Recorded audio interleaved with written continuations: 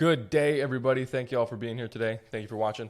I got another special guest on today. This is a long-term client and a very good friend of the family. He's become very near and dear to all of our hearts.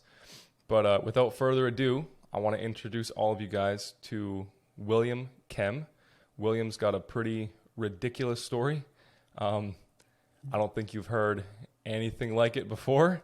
So I wanted to bring him on here and give him this opportunity to share with all of you guys because, I mean, like I say every time, but there are so many people in the world that will be inspired once Bill's story gets out there and once they hear it, just to give people hope and let people know that, like, literally no matter how bad things get, you can always turn things around. You can always come out on top. And literally, Will is walking, talking, living proof that is true. So Will, without further ado, buddy, introduce yourself. Let the people know who you are. Hey Justin, thanks man, that was awesome. I'm just happy to give me this opportunity to share my testimony. Basically, my struggle started out when I was 10 years old and I was diagnosed with T-cell leukemia. And unfortunately, I went through the Western medical route, which was chemotherapy, radiation therapy, and then I ended up having a bone marrow transplant. And as you can imagine, that left me quite damaged, right? It damaged a lot of my organs and Absolutely stunted my growth, and my voice box was pretty messed up, right? But yeah, man, and then my struggles continued after that. Shortly after beating cancer, just gonna add to it, my mom was basically never left my side while I was in the hospital, and we were basically best friends even before that, right? But she was really my rock going through all that, and like I said, she never left my side, stayed in the hospital with me. Like, sometimes I spent 3 months in there, right? She stayed with me every waking day of the moment. How old were you when all this happened? I was 10 years old. Jeez. Yeah. And so basically, like, once I beat all my cancer and I had my bone marrow transplant, we were actually coming back from one of my appointments. Me, my brother, my mom, we ended up getting in a motor vehicle accident. She was super tired and fell asleep at the wheel, and we were T-boned going through a stop sign. Oh no. And she was fatally injured. Yeah, it just really, really devastated me, as you can imagine, right? Like, I was my best friend, and you know, I was super young, right? Yep. And it kind of just like, I just never really got over that. I didn't really know how to handle that emotional trauma, and it kind of set me on a bad path. You know, I was just really angry, hurt individual, and started acting out in ways like stealing and drinking, and I was stealing my dad's booze and just, you know, stealing from stores. Like, it was messed up. Like, super young kid doing that, right? Totally. And that just escalated over time. Like, you know, hanging out with the bad kids and ended up doing bad things, right? And fast forward, I was, you know, basically 19 years old, I guess, when things really started getting serious. And, you know, I got into, you know, organized crime and doing harder drugs. And as you can imagine, that you know, took a pretty bad turn, and I ended up getting into, you know, definitely not going to take a good turn. Yeah, no, for sure. Yeah, definitely not, man. And yeah, I just started, you know, experimenting with opiates, and started out with Oxycontins, and as soon as I found those, because I think kind of brought me back to my childhood when I was going through all the cancer and stuff. They gave me a lot of morphine, and I kind of really felt like I'd found my blanket there, and it was like best way to describe that was like a warm hug from God. You know what I mean? It was I felt like I found something there, a way to deal with my emotional trauma and stuff I was going through, and just to get out of my reality, right? Yep. And just a way to numb all the pain, that sort of thing. Yeah, and I mean, you know, once I started doing that stuff, it took me down pretty quickly. I ended up getting into you know, other things as well. Like, started out doing cocaine and just kind of partying, and I graduated into, you know, full blown getting smoking crack and stuff like that, right? And that just took me down quicker than anything, and it basically just got to the point where, you know, I was gonna mention I was like selling drugs, and that's how I was supporting myself, and growing weed and stuff, and I'm not proud of that, but that's just what I was doing, right, for most of my adult life. And it's my addiction basically took over to the point where I wasn't even able to uphold that anymore and even function on a day-to-day level. I was just consumed by my addiction. And as you can imagine, that took me to some pretty dark places. in and out of jails and treatment centers and detox facilities, and even homelessness near the end there. And so basically, fast forward. I'm just gonna fast forward to when I met Ron and Justyn, and that was 4 years ago now today. Hmm. And basically, at the time when I met them, I was in second stage treatment center, and I was really struggling at the time. Even though I was clean, I was struggling with anxiety, depression, chronically low energy, Hmm. a Hmm. lot of different health issues, right? Yep. Stemming from back when I had cancer, and then multiple years of drug addiction and just not taking care of myself. Totally. So Totally. yeah, it's just super blessed to have met these. Describe what it was like, because like you were clean when we Yeah, met. You know, you were sober. You'd put in a ton of work and stuff. But I remember yeah. just getting like I know you well enough now that describe what it was like, because I remember I know you've talked a lot about how yeah you were clean, but it was still Mm. like a consuming thing in your life. Is that true? Yeah, so basically, like I had, multiple times where I'd get a bit of sobriety under my belt, and then Hmm. I'd always end up getting like you'd end up getting it's hard to describe to anyone that's not done drugs, but you get like this basically you get really bad anxiety and depression and stuff like that, and then your mind kind of tells you like tricks you into thinking like if you were to do drugs again, then it would solve this problem. Right. And I was at I've been through that so many times where I knew that wasn't the problem, but it was like the anxiety was be so bad and just like it's just really hard to go through that, right? Yeah. So that's how a lot of guys just end up going back to doing drugs and stuff again, right? Because Totally. they think life is so bad and how can it get better? And For so I was sure. just kind of like at that stage when I met you guys again, where I was just hanging on for dear life, right? Hmm. Hmm. And it was at the point where I really didn't want to go back to doing drugs because I know how bad it gotten last time. I basically ended up homeless on Hastings, Right. and so I was like And for seriously anybody that doesn't thinking, know Hastings, it's a part of Vancouver in BC in Canada, where it's got the highest population of homelessness and drugs and crime and things in the whole city. It's like basically like the slums. If you kind of know what that means, it's a mm-hmm, terrible place, and nobody survives there for very long. mm-hmm, yeah, it's bad. You got like Blood Alley and stuff down there where people just die, right? Totally. Yep. So yeah, that's where I was last time, and I just didn't want to go back there again. So Hmm. I was like literally thinking of ending my life. Wow. And fortunately enough, I met you guys, and yeah, it's just first things basically kind of like how I met Ron was just like through some guy I met at work, Yep. and yeah, man, he just like told me how this guy radically changed his life, and I asked him, does he have any success with drug addicts, and he told me, yeah, he had a really good success rate. Hmm. I thought, well, I have nothing to lose by talking to this guy, Hmm. and the first time we talked, he just blew my mind on like just everything he knew about health and life and stuff like that, Hmm. and Hmm. everything just really resonated with me. That this guy, Ron, Yep. really knew what he was talking about. Right. Right. And we talked a few times, and every time we talked, I just had peace and hope came upon me. And That's cool. so yeah, I ended up hiring him as my health coach and Yep. my life coach, and Hmm. um, yeah, he radically changed my life in a short amount of time Yeah. through detoxing and For sure. getting rid of parasites and stuff like that. And Yep. Well, I mean, yeah, detoxing, like especially when you're talking about detoxing from like rehabilitation from drugs and things like that. Most people think of like going to a mm-hmm. recovery house and sitting in a dark room for weeks and weeks while your body just goes through all this withdrawal and stuff. But like, what would you say? Because how long were you trying to beat drugs before we ever met?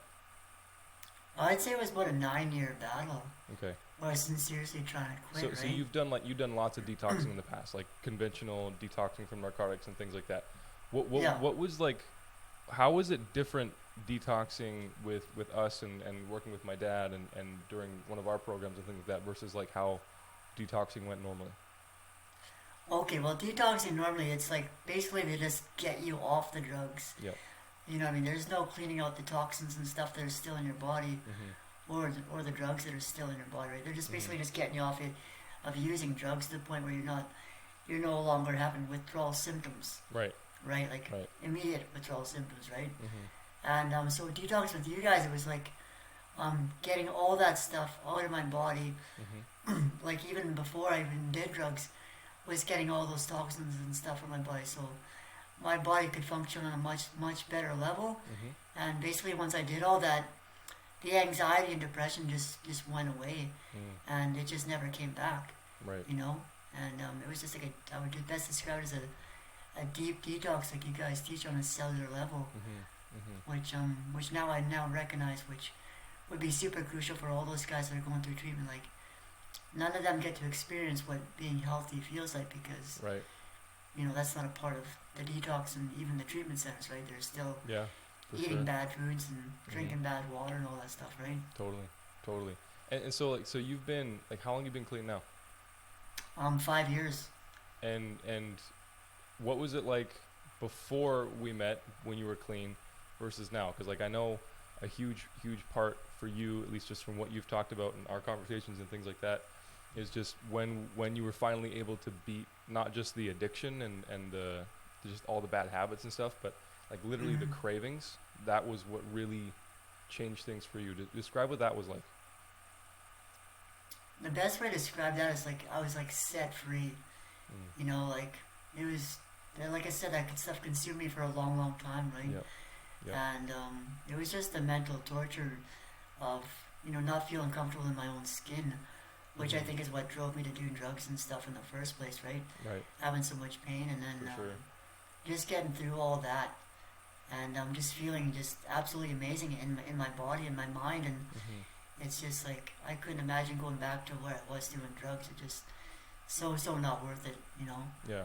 So Yeah. how long have you gone like without cravings, not just being clean, but like not because like drugs aren't even on your mind anymore. No, it's From completely, like I said, I've been completely free to that. You know what yeah. I mean? Like, I could never even, like, cravings. Yeah, I don't have cravings anymore. It's never, Right. it's absolutely, yeah, it's such an amazing feeling. And okay, so just for anybody listening, because I really want to drive this point home, because I think this is just one of the coolest parts about your story, like Mm-hmm. for how we know it's going to be a permanent change. Because there's lots of people that they get clean and they get their 6 months chip and things like that. But most people at some point end up always reverting back. Especially when Mm-hmm. they're in it so deep and so hard like you were. Because I mean, like we're we're barely scratching the surface of some of the stuff that you've been through and exposed to and like that's happened to you throughout this whole process. Like a lot Yeah, of the things we exactly. probably can't even talk about in a video like this because we got to keep things safe for kids and stuff like that. And it's just Yeah. if anybody ever gets a chance to know Bill, like he's got some pretty nutty stories that he can tell you about. Yeah, for sure. But we'll save that for another time. But like a lot of these people, and you know this way better than I do because you've been exposed in this whole environment for so long. Almost everybody reverts back at some point.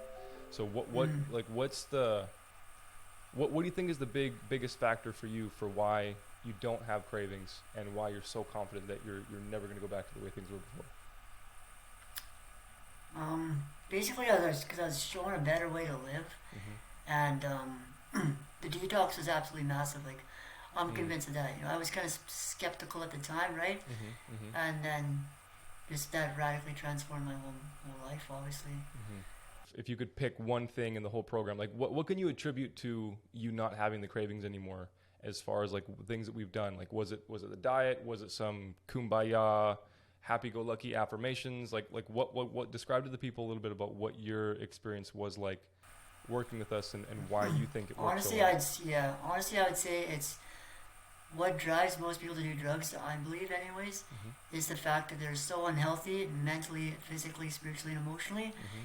Is it's literally it's like a way to get out of their reality.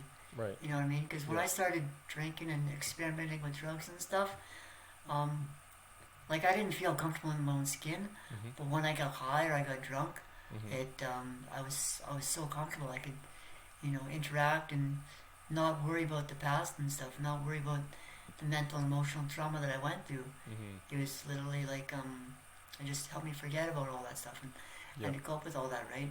Mm-hmm. So basically, people that are doing drugs, they're looking to escape their reality. Right. And once I got rid of all the things that made me feel bad, which was toxins and stuff too from the chemotherapy, right? Because you can imagine that's gonna mess up. It's gonna give you anxiety and depression. That Oh, right there, totally. right? Yeah. So once I was able to relieve myself of all that, Mm-hmm. life was just so much more pleasurable. Mm-hmm. I didn't think about doing drugs anymore. Right. Why would I want to do drugs? Yeah. I wasn't so looking cool. to escape anymore. Totally. I was comfortable with who I was and Yep. I felt great, right? So Yep. why would I I wasn't trying to escape. You know, basically that's the best way to put it. Hmm. You know, I was freed of, you know, all that anguish and stuff Yep. and Yep. the way I felt. That's amazing. So like what kind of stuff? Like just give people a little bit of an idea about some of the things that we did. You know, because this is it's Mm. a pretty crazy story.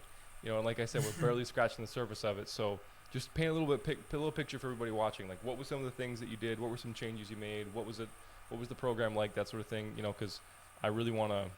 Like a big part of the whole reason that you and I talked about what we want this to do for people is just prove that it's like Mm. real and it's achievable for anybody. You don't Mm. have to Most definitely. you don't have to go to and do like some crazy radical things that it's almost impossible to stick to or anything like that. It's like Yeah, what was exactly. your Okay. experience like from your side? Yeah, well, like I changed my diet, my basically everything about what I was eating and drinking. Mm-hmm. You know what I mean? I didn't really understand at the time, but water was a huge factor. You know what I mean? I just Right. wasn't drinking good water at all. I was, Yeah, drinking that's a that common theme bottled, around here. that bottled water, garbage, smart water, and I thought, Yep. Yep. I thought that was good stuff, but apparently I found out it was not good at all. Mm-hmm. And so once I drank to the water you guys started suggesting, Mm-hmm. that radically made a difference right away. Like Mm-hmm. that first liter, I was like, oh wow, I definitely need to get this, right, and start drinking this because I Yeah, felt it I right remember away. your face when Yeah. when you took that first glass. That was so funny. Yeah, dude, I literally felt the tingling in my head, Yeah, like in I my remember. You're forehead, like, right? I almost feel like I'm high right now. Yeah, dude, I did, yeah. Yeah, it was cool. Yeah. And then just I changed my diet, right? I stopped eating processed foods and started eating a lot more living and organic foods, Mm-hmm. and then I did colon and parasite cleanse, which Mm-hmm. the parasite cleanse, I mean, within 2 weeks of that, I noticed a radical difference as well in my mental state, right? Totally. Totally. Yeah, which was huge for me. And then just all the coaching stuff where your dad helped me get rid of like all my past, like I had a lot of anger and resentments and Mhm. stuff like that towards Yep. a lot of people, and just kind of like the whole medical community and Right. the police force and stuff like that. Right? I was a messed up guy, right? So I had a lot of frustrations towards that, right? Sure. As I could imagine. Yep. Yeah, for sure. So, like, he helped me forgive and forget a lot of that stuff, and a lot of it was myself too, right? Because I blamed Mm-hmm. myself for what had happened to my mom, and Yep. Yep. So he helped me get rid of all that, and that was another thing that really freed me, right? That was another huge step in my ability to not go back into those old habits and stuff, right? Right. Totally. Yeah. And Yeah. then just been working with you guys ever since, and that's been obviously giving me a whole new life's purpose, which I never really had before, and I've been just Right. kind of helping people like do what you guys do, and just Yeah. that's been it's been helping me a lot, right? Giving me the best high in the world, right? That's Totally. keeps me going, most Totally. definitely. There's nothing Mhm. like being able to be a part of making somebody's life change Yeah, and transform like this and saving people. It's Mhm. just it changes you as a person forever. Yeah, yeah, Forever. yeah. I couldn't imagine wanting to do anything else now, Right. Yeah, I know. it's pretty cool. Talk about an addiction. Jeez. Yeah, That's cool, man. a good That's one. awesome. That's really cool. Well, man, thank you so much. Will, I don't want to take up your whole day, but just No man, worries, this man. was great. Thank you for sharing. Thank you for just being such an awesome person. Thank you for being such a good friend, and most importantly, like thanks for being such an awesome client and like actually and listening and putting in the work. Cause like, dude, you've totally worked your ass off. Like, I mean, I've seen it consistently. I mean, we've had ups and downs like everybody else. Everyone Mhm. makes mistakes and things like that. But I mean, for the most part, I gotta say you have definitely shown your heart and proven to be a warrior.